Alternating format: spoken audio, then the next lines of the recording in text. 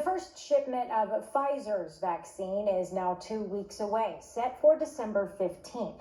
New Operation Warp Speed documents estimate Moderna's will follow 7 days later. CDC advisors tonight voted to suggest healthcare workers and nursing home residents get the first vaccines. Roughly 24 million Americans make up those two groups, but only 40 million doses are expected to be available by the end of the month, and each vaccine does require more than one dose. And while getting a vaccine is a major milestone in helping end the pandemic, there's still many unknowns of what actually happens after it's administered.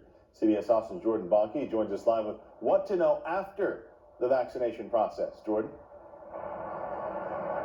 Yeah, we spoke with the co-chair of the Moderna vaccine trial, and she tells us that you'll need 2 shots about a month apart, and those mitigation efforts of wearing a mask and keeping your social distance, those will still have to be done months after you get that vaccine. But what's unknown right now is how long you'll be immune from COVID after you get the vaccine.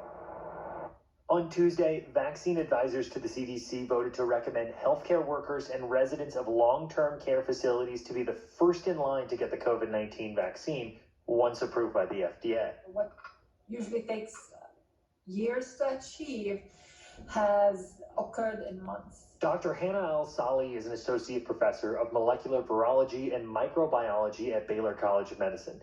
She's also a national co-chair for the Moderna vaccine trial. She says for many vaccines, 2 shots will be required, about a month apart.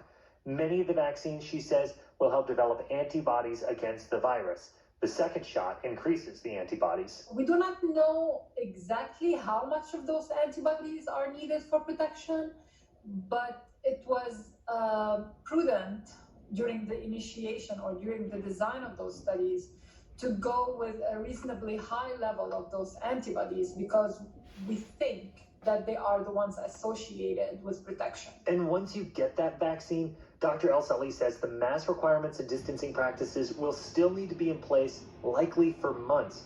She says many epidemiologists estimate 60 to 65% of people will need to be vaccinated to reach herd immunity. How long will immunity last after somebody gets the vaccine? That is unknown.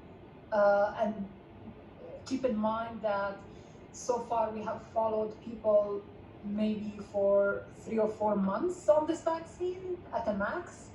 So these are all the data we have. We do know that it has high efficacy in the short term. In Austin, Jordan Bonke, CBS Austin News.